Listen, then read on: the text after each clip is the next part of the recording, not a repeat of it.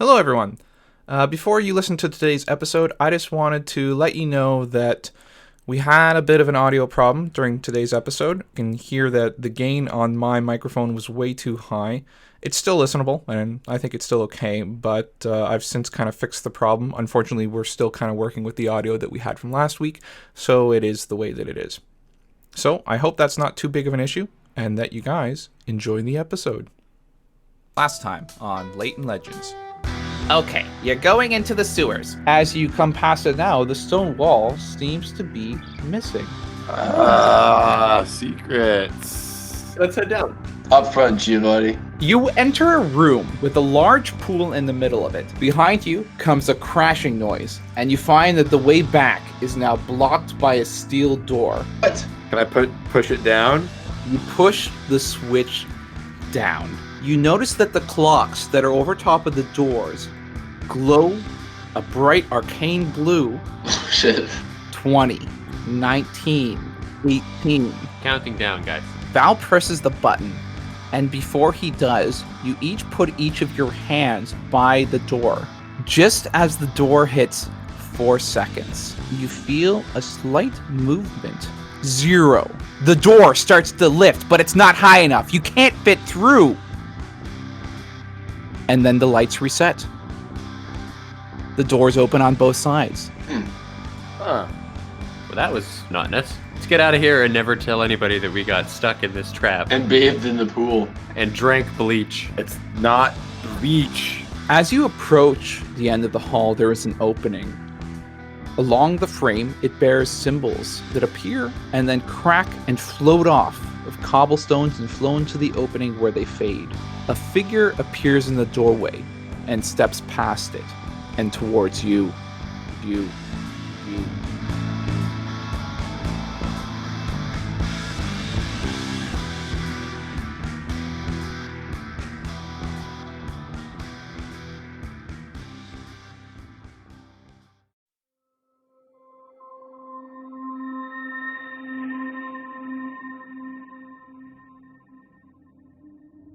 It's 4 days ago.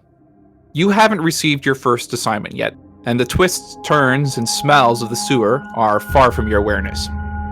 It's early, some would say too early, and Val is leaving Frederick Bolster's office on the west end of town. You recently finished some work for him, and you've just collected your payment. As you left, he handed you a bag and told you to return tomorrow for another assignment. He's got someone that he'd like you to tail. Leaving his office, you step out into an alleyway. The early sun is just cresting over the city's buildings, and there's a faint fog clinging close to the ground that is beginning to dissipate in the morning air. Val, you press your back up against a wall and bring the bag up to your head. Opening it, you catch the whiff of earthy rot drafting upwards. Mushrooms. Just in time, too, as you are nearing the end of your current supply. It's a smell that reminds you of your time spent in the forest, of days spent lounging by riverbeds, and nights spent under the canopy of trees, staring off into the stars. You close the bag and look up, opening your eyes. Across from you, you see a human man sprawled against the wall, with crates on either side of him. He groans as you look up, pulling a shabby blanket off of himself and turning towards you.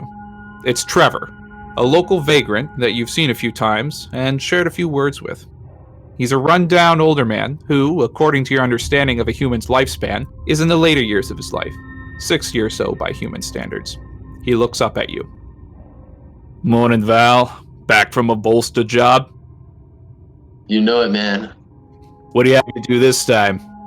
It's actually none of your business. Trevor reaches over to one of the crates by him and pulls out a corked bottle out from behind some of the crud. Unstopping it, he takes a sip and gestures to you with it. Want some? Well, sure. Brighten my morning. Thank you, sir.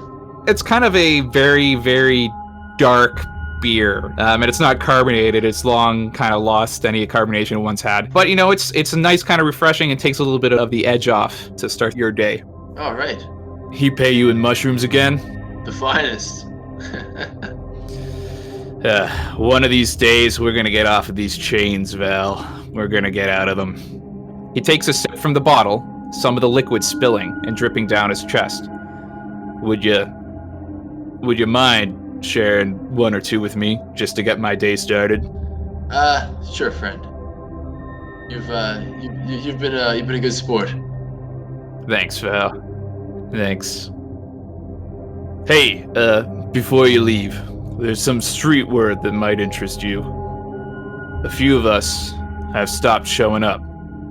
I don't know what's going on, but a smart man would stay sharp, lest the chains find you.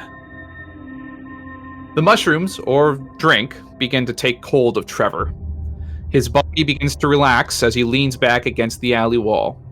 He breathes out in a sigh, and his eyes close as his hands lose their grip on the bottle and it falls to his side, unstoppered. As you begin to make your way out of the alleyway, Trevor turns to you and, with the last of his lucidity, says, "Thanks, Val. I'll see you tomorrow. Mind the chains." And then he's gone. Poor Trevor.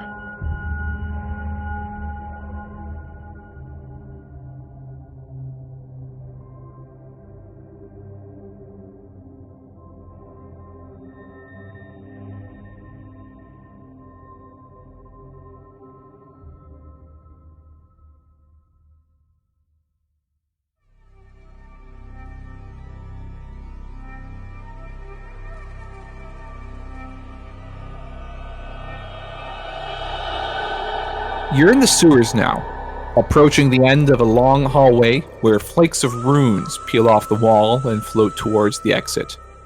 There's a blue glow coming off in the distance behind the opening, but it's blocked as a figure is stepping towards you. There may be 60 feet away from you in the dark, and you can't make out more than a broad outline of them. They step forward, and as they do, they begin to come into focus.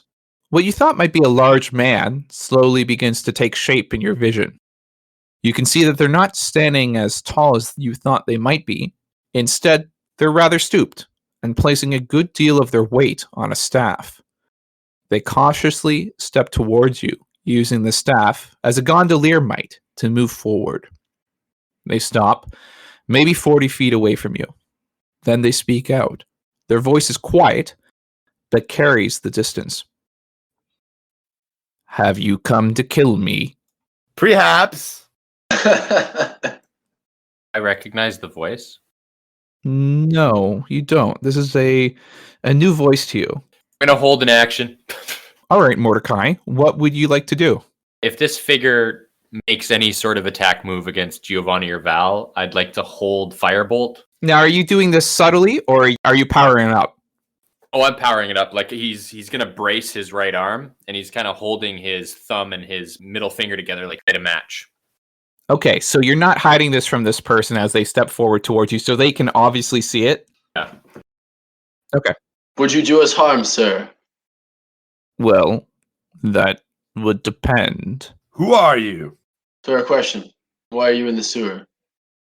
Well, I am Martin. I am many things. I am a waiter, a watcher, and a warden. All when I need to be. Who are you, and why are you here? I am Giovanni de Chambray, a knight of the sacred object.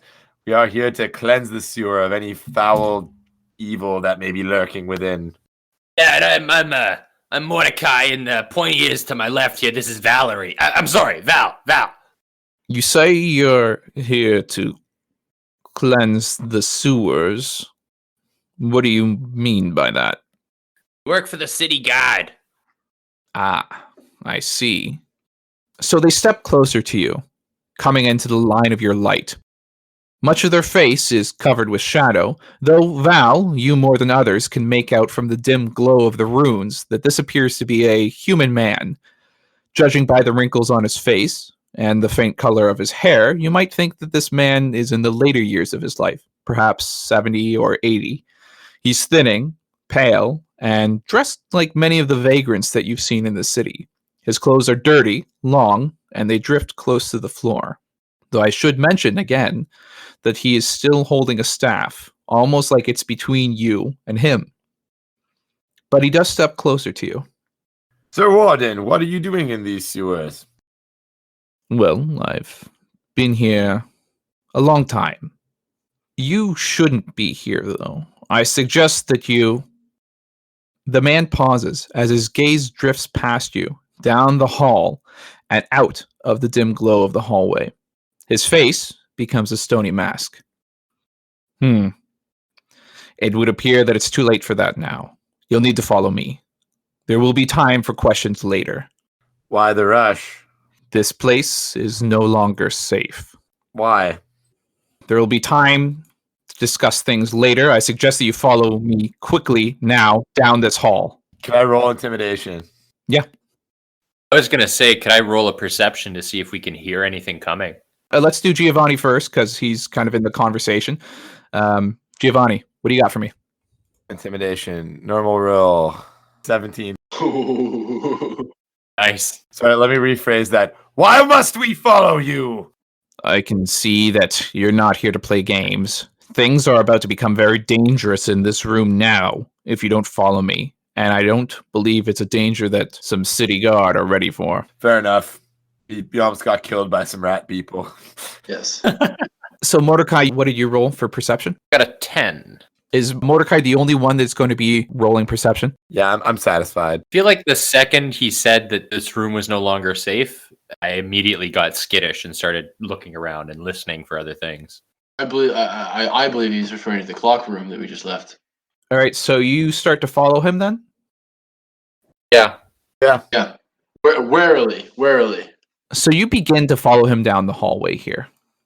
And you recognize that as he continues to kind of retreat from you, he turns around and he walks hurriedly. He's not kind of playing around, very quickly running ahead. He leaves through that portal that you saw at the end of the hallway. But I'll give this to you because Mordecai did roll a perception check, so he perhaps was looking around as soon as this man, Martin, was telling you that you had to follow him quickly. Looking back, Mordecai, your eyes glance from the way that you came. Where once had been an empty hallway is empty no longer. Another silhouette outlines the entrance from the room with the well. The silhouette steps forward slowly, but with none of the caution that Martin had shown. It comes in focus as you notice other shapes taking form in the entranceway. Val, could I get you to make a perception check, assuming that you're actually looking back as you leave? Yeah. That's 17. Okay. Nice. Val, you recognize the figure coming from behind you. He's stumbling now, but it's not unlike the stumbles you've seen him made before. It's Trevor, only it's not. You haven't seen him since the day before you were given your current assignment from Bolster. You've seen him in bad states before, but nothing quite like this. His skin is very pale, sickly even, and his eyes, they're hollow, like a body that's been found in the river. I'm going to call out to him. Trevor, a little too much ale today? The figure doesn't respond to you, Val. Val, who do you speaketh to?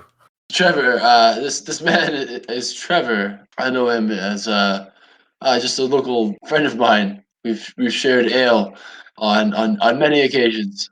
So Martin can hear that you're talking and has noticed that you have noticed whatever is behind you. And he says to you, "We need to leave now. Follow me." Did you say he was going through a portal or through a door? Portal. Okay, I want to fire off that firebolt at this guy, grab Giovanni and Val by the collar, and back up through the portal. Why are we so afraid of a vagrant, though? This guy does not look normal anymore, guys. Okay, look at him. It's just a common bum. Can I have you guys roll insight checks, all three of you? A skill I do not often use. It's let's rephrase that, Giovanni. That's a skill that you don't often do well at. Hey, 10. Towing that line. 21. 22. Giovanni, this man that you see down the hall, this figure that you see, you couldn't really be able to pick this person out of a lineup. They would look like any other vagrant that no doubt that you've seen in Renlin on many occasions. The type of people who hang out in alleyways and lounge outside of bars asking for change. Surely then we're in no real danger here. But Mordecai and even Val, and perhaps this is worse for Val, you're not looking at your friend Trevor. Maybe they were once, but you recognize that this isn't the same person you would see outside of Bolster's office. This is something very different. Not something you can necessarily recognize, but you know that there is something very unusual about this being, and perhaps you might conclude that they look closer to a corpse than a human. Well, let's get out of here. Let's scram through the portal. You follow Martin down the hallway, past the glow of the runes on walls. Looking back, you can see that the figure that was Trevor is not alone. From behind him and through the door, you see others moving. You make out humanoid forms entering the room behind him, some furry with long tails and recent cuts on them. Oh, Others like sickly humans with parts missing. You recognize them as the corpses of the rat folk that you killed and the humans that you found in the sewers. Ooh. I need everyone to make a perception check. Okay. Natural 20. oh, another nat 20. Here we go. And 24 for me. Jeez. Those are some very, very strong rolls, guys. And they may have paid off for you. Behind the figures at the end of the hall, even further down, you see something. It's just outside of the entrance, and you can't quite make it out. But because you were so keen in your senses, you can tell that it seems humanoid. It's clad in dark, closely fitting clothes, but its arms and its legs are too long in proportion to its body for it to be human. Ugh, Slenderman. The darkness of its clothes grows over its head, and out from under a hood, you can see a pale, yellow mask concealing its face. The mask protrudes from the darkness of the cowl in a sharp beak, like that of a plague doctor. Its eyes. You can't see its eyes, but you feel they're cold. The mask twists into focus and faces you, making the contact with the darkness behind the eye slits. I need all three of you now to make a wisdom saving throw. Oh. Come on. Money, no whammy. Oh, crap. That's a 10. 16 for me. 15 for me. Val, you make eye contact with whatever is behind that mask. It phases you, but you're able to push past as your heart begins to race faster. Mordecai and Giovanni, though, the only way to describe it is that you're frightened. But in D&D, frightened is a condition for characters that means something different than just perhaps an emotional thing. A frightened creature has disadvantage on ability checks and attack rolls, while the source of its fear is within line of sight. You see this thing at the end of the hallway, you make eye contact with it, and you can't be there any longer. It is something that makes your heart stop, frozen, which perhaps for Giovanni is a greater concern than even Mordecai. Mordecai is a creature of the street. He is someone who is used to keeping to himself and trying to avoid trouble when he sees it, but for a paladin, for someone who is meant to go out and face evil and fight injustice, it is a otherworldly experience to you. You need to leave. You need to leave this room. We are not prepared to face this foe, but let us make haste to escape. I want to grab Val by his shawl and Giovanni by his tunic and start pulling them towards the door with all effort. We got to get out of here now. Are you guys resisting this at all? No, No, I want to add my strength. I want to add an athletics to get out of there. I'm so scared. I got a 14. Okay. I'm pulling on them with as much strength as I have, which is 0. This has all occurred in the space of a few moments of time, but the creatures at the end of the hall are moving towards you, and they're gaining speed as they begin to adjust to the hallway. But you manage to, through strength of fear or strength of will, pull yourself quickly and dash after Martin at the end of the hallway.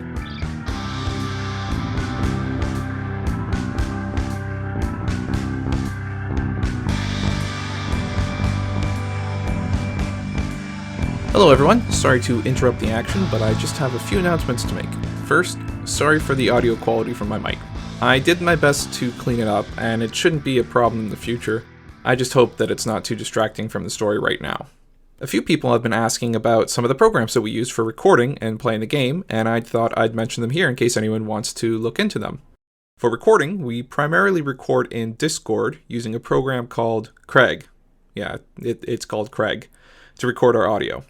The audio is then downloaded by me, and I mix everything together in Audacity.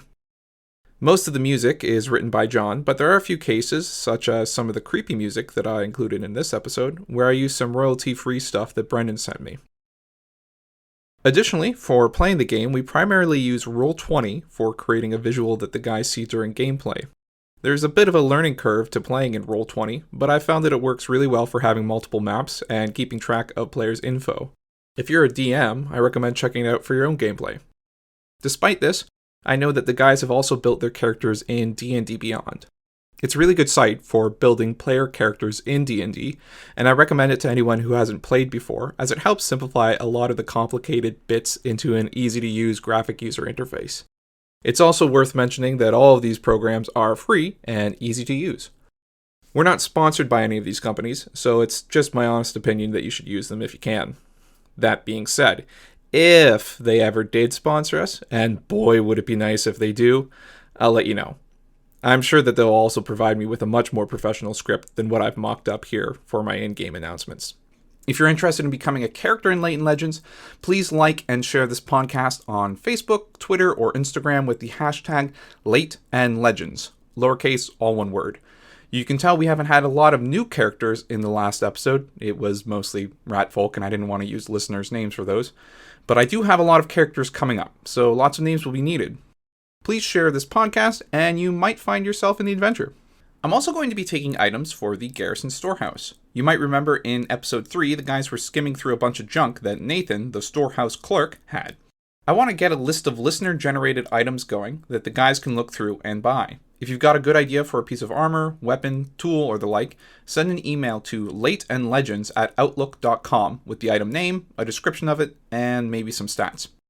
It shouldn't be anything too powerful, and it can't be related to Giovanni's sacred object. I'll handle that. Additionally, I've set up a Patreon page for the podcast where listeners who are interested in donating to the podcast can throw in a few bucks. You can find it at patreon.com/LateandLegends.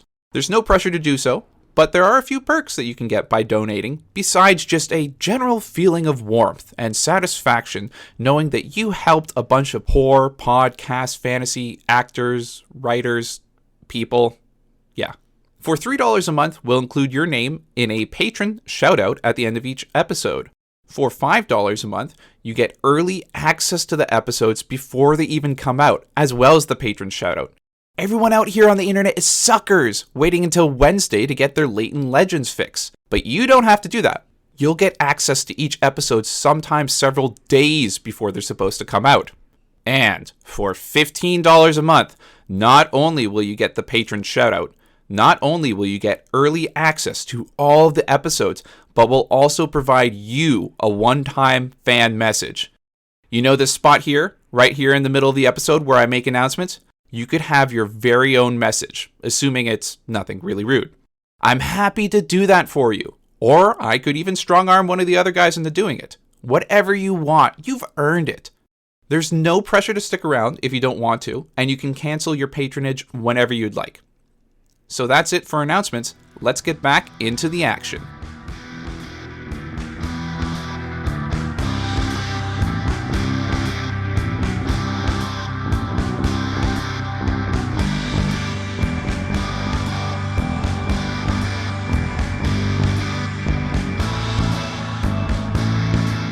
You leave the hallway behind, stepping past the glowing door and into an open, bright room.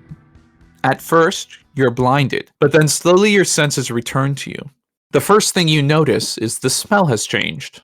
No longer do you detect the odors of the sewer system. Instead, you breathe in fresh air, though it's stale, and your eyes adjust, and you find that you are in a large, bright, circular room. Wow. Ooh. How pleasant. The walls and floors are lined with pale bricks and tiles, though your gaze only lingers on them for a minute before you see that in the center of the room, dipping down from the entrance and away from the walls, is a large, thick tree, its roots growing up in places and piercing through the room's tiling. Could I get you guys to make a perception check? Yes. Mhm. It's 19. Well done. 7. Less well done. Is that a tree? Some kind of Shrubbery? look at the size of that rose. You gotta do something about your weeds in here, man. 14 for Val. Okay, so Val and Mordecai, you see that the room is well used and worn. Around the outside of the tree in the center of the room is a raised platform of tiling, and built into the walls that circle this enclosure are bookshelves, with the occasional alcove opening into small rooms. Out of the corner of your eyes, you can spot places with workbenches and tables with paperwork on them. Welcome to the sanctuary. It's not often that Ash and I get visitors. You can rest here for a bit, and then maybe, in time, the entrance will clear. The old man walks over to a table and pulls out a rickety chair for himself. Martin, are you not concerned about those monsters following us? Well, no more than usual, I suppose. They will try to enter, but they can't enter unless invited, of a sorts. When we saw the runes and whatnot surrounding the portal, they look similar to what I have tattooed on my arms. Now, that's something that we haven't discussed too much, is the nature of the runes on Mordecai's arms. We, the players, know that Mordecai has tattooed on his arms a great deal of runes, but we don't know the script of them, and we don't know the nature of them, or even why he has them. So I think that it would depend on what language those runes are written in, Mordecai. Yeah. Could you tell me what they are? See, the only two languages I have are Common and Celestial. So I would assume probably Celestial. So you do recognize that those runes do match many of the runic figures that you have on your own arms, but they're more extensive and they're more intricate than anything perhaps you or any tattoo artist could have done on your arms. Okay. I think Mordecai's going to talk to Smartin guy. How long do you think before that portal clears out? Because I kind of got places to be, like pressing matters, if you know what I mean. Well, if you want to talk about pressing matters, I think you got something more to be concerned about, perhaps, than whatever's out there. Tell us what we need to know to vanquish that vile foe we encountered earlier. You saw the thing? Yes, it was terrifying. I was quite startled. Well, I don't think there's anything you can do to kill it. Sure, with a full rest and a clear head, I would stand much more firm in defense of myself and compatriots in the sight of such a foul creature. What is it? What are its intentions? Does it seek the object? I don't know anything about an object, friend. That thing, that is, or was, the doctor. Once upon a time, it was a physician of sorts. then it stumbled upon some things better left alone.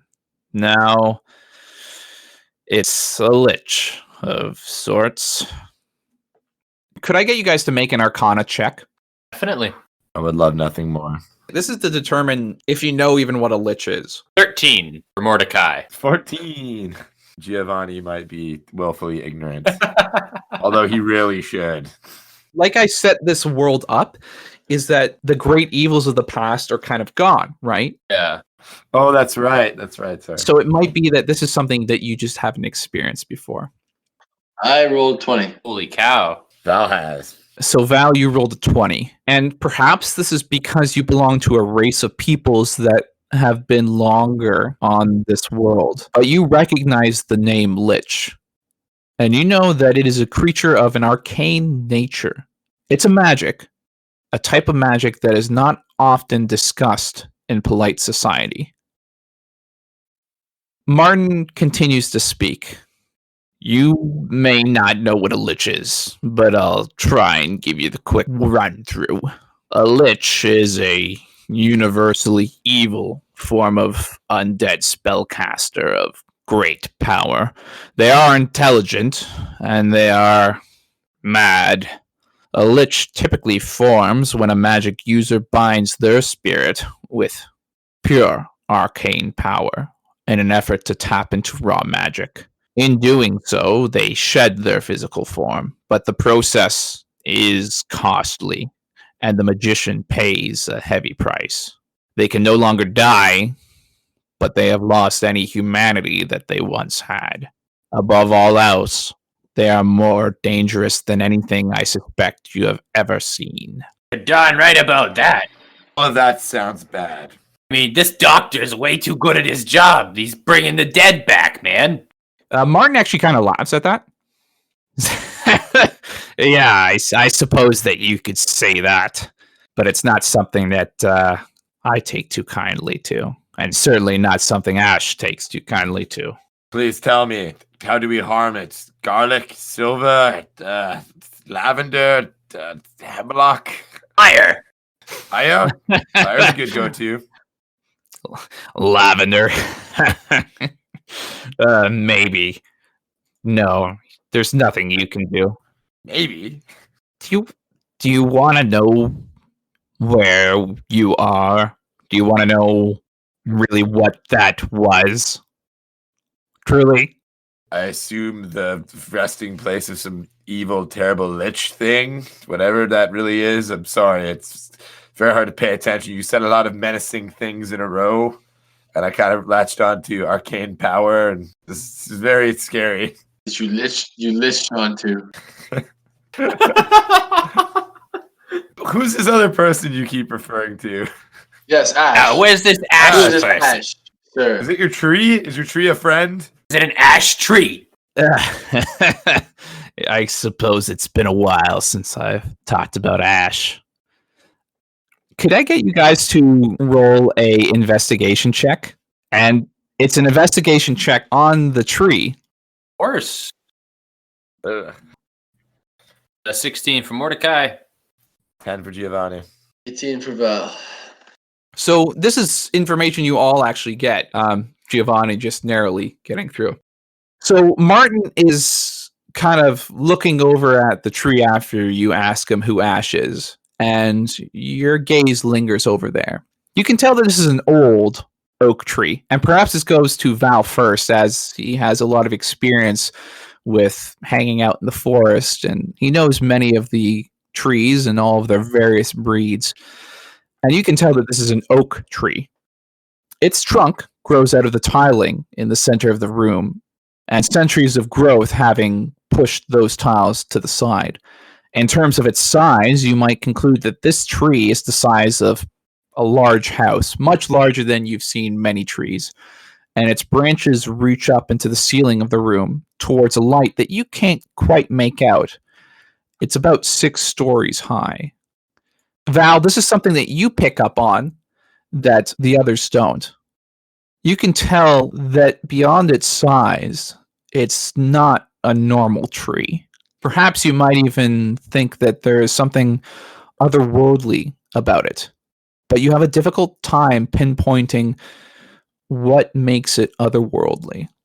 The man gestures at the tree. This is Ash, and Ash and I have been alone here for a long time. Weird. Listen, Martin, I've been alone for a long time myself, but I would say I restrained myself to one tree. Would you? What makes you say that? I've lived by myself in the forest for tens of years, but I wouldn't, as much as I love nature, and I really honestly do, sir. Are you just tending this particular tree in this nasty sewer, or? Well, Ash and I tend each other. You must have seen many trees, I suppose. Yes, sir. This, boys, this is the sanctuary. Ash and I have been here for a long time, but there's more to this place than just us. The sanctuary is a place that was built millennia ago by people who sought to protect the world from evil. Grand plans from great minds, I suppose, or at least idealistic ones. For lack of a better word, the sanctuary was, and continues to be, a prison for those things thought too strong to destroy. That thing we saw out there is too strong to destroy, and perhaps I'll be able to contain it here. Maybe. Ow! The tree! Gonna club it to death! If this was meant to contain such a powerful creature, how were we able to just stumble upon these ruins? These ruins appear, on occasion, in no one particular place. What? What I'm telling you, boy, is that you are not in any particular place. I can't say I follow what you're talking about. The sewer is just back behind that door, I presume, and I lean over to Giovanni. I don't like what this guy's saying. this must be built out of what, oak? Like the tree is a very strong door, and the bad man can't get through and murder us all and turn us into his undead puppets. Listen, I don't expect you to understand. I hardly do myself, okay? Now you listen to me. Can I roll intimidation again? Yeah. I like to do my rolls before I go on a rant. 14. Does that give me anything or no? Does he overpower me? You can act as intimidating as you like, but this man may or may not be affected by it. Giovanni, don't harass the old man. You listen to me, old man. You better start giving us some straight answers here. I've had enough to hear with these riddles. I'm still freaked the fudge out by that monstrosity that we encountered. And I just tell us how to defeat it or how to get out of here. But quit talking us in circles, please. You don't have to stick around here, I suppose. Is there another way out? No. Like I said, this place isn't any particular place in this sewer system, I suppose, that you seem to think you came from. The sanctuary's creators manifested an anchor in the planes of existence and bound it here to this place. Sometimes the door's in a sewer, sometimes it's in an open box. To be honest, I don't really know how they did it, but it was done, okay? This place is a prison. These creatures, and there are many, many creatures, they're frozen here under the roots of ash, growing under the light of sanctuary. I suppose that's a lot to take in such a short amount of time, but that's the long and short of it. I'm gonna grab Giovanni and Val and be like, guys, huddle up. Heads in here for a minute. Yeah, okay, go have your secret meeting over there. Sorry, old man. I think this man's insane. We must kill him before he feeds us to the tree. Okay, guys, I got a gut feeling here, and this is probably just me, okay? But God sent us down here. I think they knew about this. They trying to cut off the weak links or something. Are you talking about Joel? Joel? Are you talking about Joel? I mean, I'm not gonna lie. I gotta come clean with you guys. I did try and swindle Joel. Oh, I don't care for any of that, but I don't care even less for Joel. I don't think his peasant brain could comprehend the interdimensional physics that this strange person is trying to explain to us about this tree prison. I mean, planes of existence, I get where he's coming from. I've studied this when I was in university, but I mean, only a little. Got pressing matters right now, man. I got a debt to pay, and this guy could have my neck if I don't get topside soon. You have a debt? Why didn't you say something? How many gold pieces is it? I didn't know if I could trust either of you guys, but you had my back down here. It's almost 300 gold. Got most of it. It's just I gotta get the rest of the way, and I can't do that unless we get back topside. Good point. All right. Let's murder the tree and escape. No? Val, you gotta chime in here. I know you like trees. I'm on my way out to lunch here. No, I think the tree is always keeping evil trapped in this room, Giovanni. So unless you want to do an awful lot of smiting, we're probably best not killing the tree. Yeah, I'm sorry, Gio. I'm with Val on this one. I mean, if that tree is some sort of lock that keeps the bad guys from getting out, it's less for us to deal with, right? I appreciate the metaphor of the lock. That's one thing I could understand. I mean, this Martin guy might be a different story. The tree, we leave the tree, but this old man, I don't know. Try not to piss him off. Ooh, can Giovanni detect evil in this room? Well, yeah, you can do that. Oh, what's it called? Divine sense. Yes. So, Giovanni, you have cast one divine sense today. You have 2 other times that you can use that. Would you like to do that now? Yeah, I'd like to use one now because obviously I could. It didn't really help me when we encountered the Lich, so I might as well do it now to try to prevent any more spooky surprises from happening. Giovanni, you reach out with your senses. And earlier today, you tried and you felt something that was not of this plane. You realize now that as you enter this room, as best you can describe this, that the source of that was here, is the tree, but also above the tree.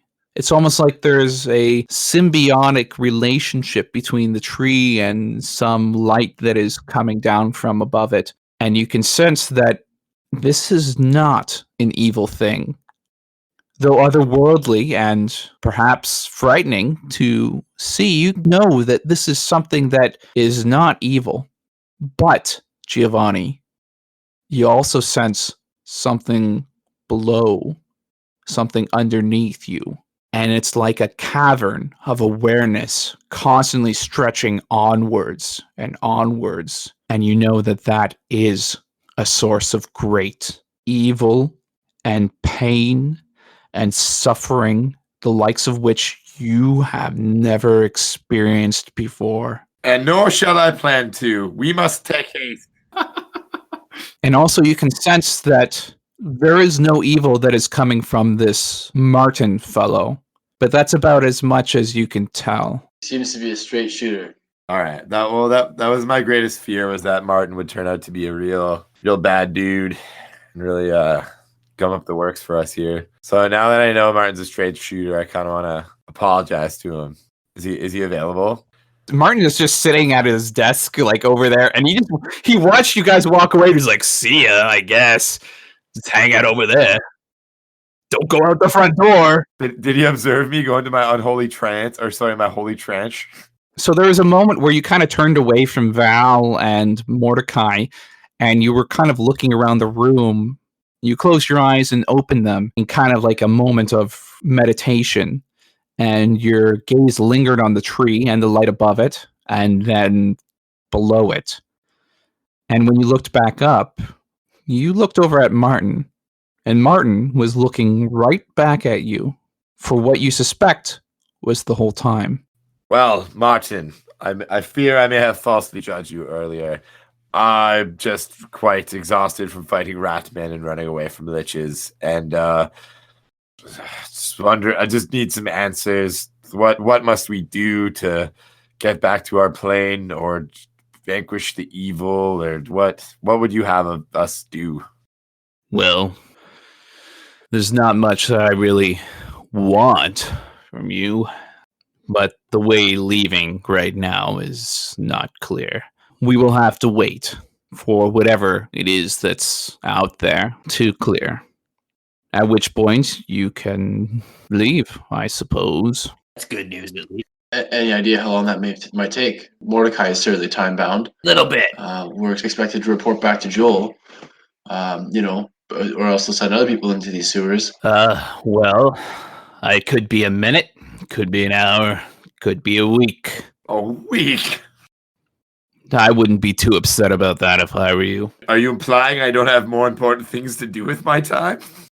Well, I'd say that whatever better you have to do with your time, probably wouldn't risk heading out there. I don't think it's up to us, guys. Guys, we're kind of took a beating down here, and I know that part of that's my fault. Maybe we should rest while we're safe, I guess. I concur. A long rest could be beneficial to all. That's fine. I understand. I have some places set up here if you need to rest. I mean, this is, I suppose, been a bit of a big day for you. Do you have any questions for me? I actually do. Value first. Mine is much more. Hey, let's do this like in a lecture format. Like I was totally prepared for me to just take in 3 vagrants today to just ask questions about me and my life. That's okay. You should be so lucky, weird tree man. Is there any place perhaps that we can wash our clothes? Me, my compatriots, and certainly Giovanni have gotten a fair bit of poo on us throughout our rollicking in the sewer. So You forgot my bath in the mystical Senor Clean Waters in that freaky trap room. Yeah, you guys are kind of gross. I would like a rebath. We could use some more Senior Clean, but Val doesn't feel that was quite enough. Well, I mean, there's clean water underneath Ash. Oh, tight. Not a bad idea. Giovanni starts taking off his clothes immediately, but I'd also like to ask a question to Marty. Martin, good sir. Just a quick question. We're kind of new to this whole adventuring as a crew thing. Wondering, do you have any extra potions available for purchase, or just out of the goodness of your heart? I haven't had potions in this place for a very long time. Couldn't hurt to ask. Giovanni proceeds to remove his clothing and get in that water, just soak and take it all in. Yeah, Martin's just kind of staring at you as you very explicitly just take off your clothes right in front of him and then just start walking into the pool. Martin's a little weirded out. Well, he lives in a weird tree. I'm just practicing my sacred object religion of just being naked and bathing and being clean. I can't rest dirty, but I can if I have to. But if I have the option to be clean and naked and sleeping with no objects touching me, that's the preferred way to do it. Make it real hard. I know I went over this last week and I didn't actually realize I made a hard joke about sleeping naked. I meant hard in like the mental cognitive sense of like he's just very accustomed to hard living. things. When I listened back to it, I was just like, wow, I really slipped the dick joke in there big time. Like, okay. Unintentional dick joke. I think Mordecai is going to go over to Marty and I'm going to pull out my water skin. I found some of this down here. Can you tell me what it is? And I pop the cork and a little bit out in my hand. Mordecai, you actually did recognize what this was when you were in the pool. Going for clarification. Sure.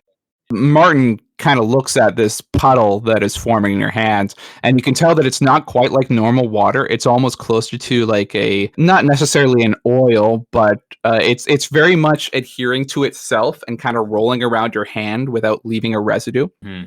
Martin looks at it and he turns to you and says, "Well, that's Mage's Aqua. That's water for casting spells, ritual magic, and the like. It is what it is. It's weird that you're showing this to me, I guess. Did you not know you had it on you? Did you not know what it was?" I figured as much. I mean, I got it out of that weird well. It's been a long time since I've been around proper materials for casting things, you know. Yeah, tell me about it. Right, my friends here, they're gonna take advantage of this place as best they can. Can I offer you some of this as payment? It seems like you're all alone here. Martin's kind of affected by your words. It's difficult to describe what he's feeling, but he seems to appreciate what you said, and he looks at you and he says, "Yeah, all right, I'll take it." Done. So I'll pour out half of it or whatever for him. In what, your hands? A glass or something. Like, where don't know. are you getting a glass from? What do you do? You just pour here you go, old man. Down his goddamn throat. I don't know. I just assumed he had something to pour it into. Still need a water skin. Just drink it. Maybe, you know what? Maybe I should ask him. Like, you got a glass or like a tube? I don't know, something.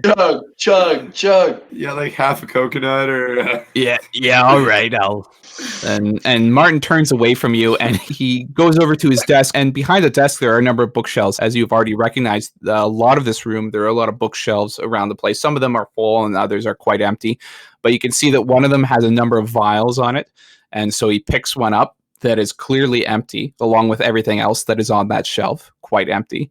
And he turns back to you and says, yeah, of course, it'd be very much appreciated. So I'll pour out about half the water skin for him, and I'm going to save a little bit just in case. Then I think Mordecai is just going to find somewhere to like brush off his cloak, try and patch up whatever cuts and the remnants of his old life, and just wait for the other guys to stop bathing. Mordecai, this water is fantastic. Wonderful temperature. It looks a little cold. I implore you to join us. I've had enough water for one day. I'll shower when we get back to the guard barracks. Go lost. So you kind of turn away from Mordecai, and Martin turns to you and says, thank you. Here, I'll go grab you guys some stuff. And he turns to one of the alcoves and he kind of disappears inside of it. And when he comes back, he comes back with a few blankets and he sets them aside for you guys. Here, you can rest on these for a bit. Martin turns to you and he says, well, if there's nothing else that you have, I need to rest. It's been a day. I hear you. And Martin turns from you guys and he walks back into that alcove, disappearing from your vision. I call to him really quick. Martin, how will we know when the lich is gone and we'll be able to leave? Martin pops his head out of the alcove almost a second after like he walked into it and it was like, see ya. And he's like, yeah, you had another question? Well, with the doctor, it's tough to say, but usually he doesn't stick around too long. He's a quick kind of guy.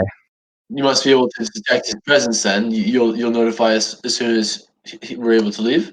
So Martin ducked his head out of the alcove and he turned to you to answer your question. And after a moment, he's like, well, let me check. He starts walking back over to the entrance that you guys came through. And he kind of looks around the side of it. And then he turns back to you and he says, yeah, they're still there. Ash usually lets me know, and I'll let you know. Could be a minute, could be an hour. I'll check back in a little bit. Thank you. And with that, Martin turns back and finally, with a skip and a hop, turns back into that alcove and disappears from your vision. What do you do?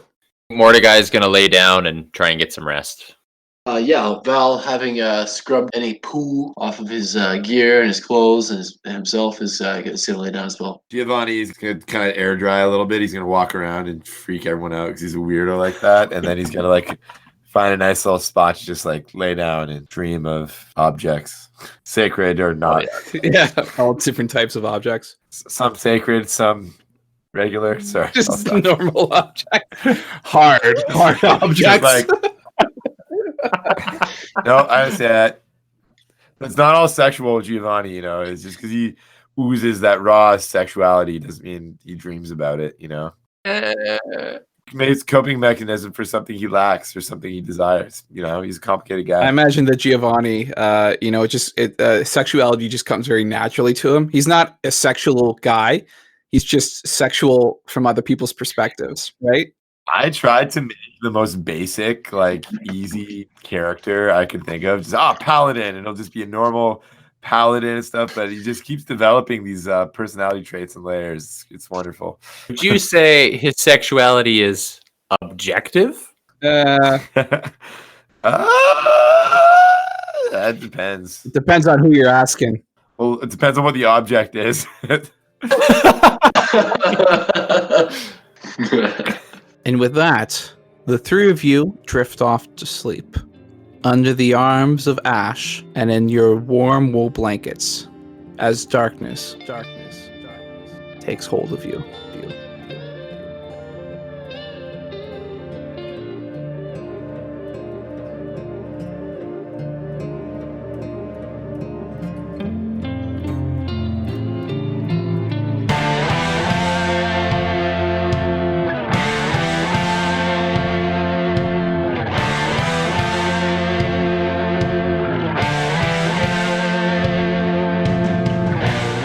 And so that's the end of that session there. So here's a few things. You guys are now entering long rest territory, which means you get your hit points back and you get your spell slots back. Congratulations. Hell yeah. Hey, yo. Can we level up too? Sorry. But also, you guys are leaving the world of level 2 and entering the domain, the existence of level 3.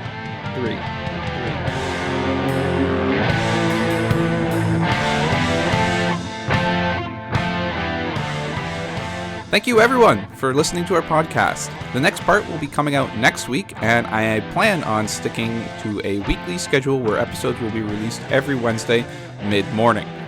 If you're interested in hearing more about us, please follow us on Facebook, Instagram, Twitter, Anchor, or Patreon as Late and Legends. We'll see you next week. Remember, if you enjoy our content, please subscribe and hit the notification bell for up-to-date notifications on all of our adventures.